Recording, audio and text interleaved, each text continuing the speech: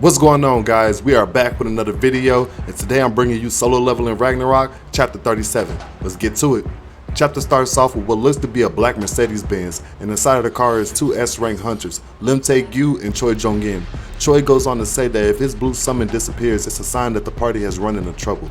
He then elaborates further that the blue summoning he's holding summoned another creature that went with the main party into the dungeon, and if they are to be harmed, it will vanish. He also explains that modern devices won't work inside of the gates. Lim Tae-gyu teases him about Park Do-jin joining his guild over Choi's. It doesn't look like Lim Tae-gyu is a bad person or harbors really any ill intentions. Lim goes on to say that he'll do all he can to suppress the situation and brings up a promise Choi made to not interfere because he doesn't like to hurt others.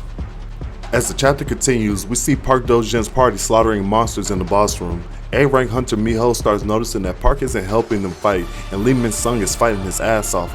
Park Do-jin thinks to himself that Stardust has no use on S, A, or B rank hunters, but Star Fragments, which is a condensed form of Stardust, does affect them and bolsters their power. Hunter Miho looks shocked that Lee is fighting the boss all by himself. Park Do-jin realizes that A-rank hunters can't fight on the level of an S-rank hunter with just the effects of Stardust, or the fragments.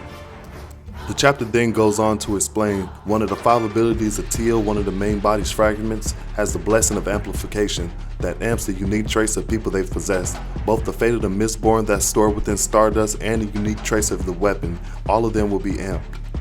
We then get a breakdown of Lee's powers, which is magical power amplification, and his sword is also amplifying his slashing power.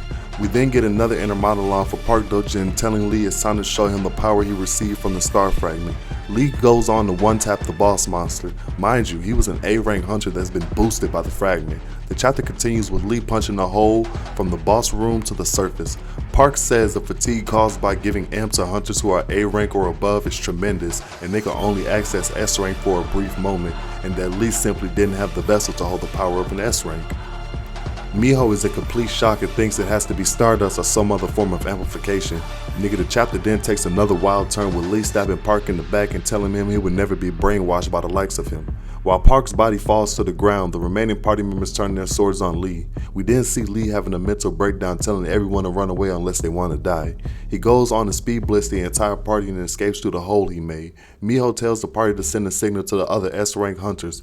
While Park stands back up right behind her, she wonders how Park is alive with a hole in his chest. As the chapter comes to an end, we see Lee running away and being cut off by none other than SUHO, who is prying and looking for information about the apostolate. Guys, that chapter was amazing. I have fun, and I cannot wait until next week. I love you guys. Please be fucking dynamic. Make sure y'all subscribe, like, and comment. Peace.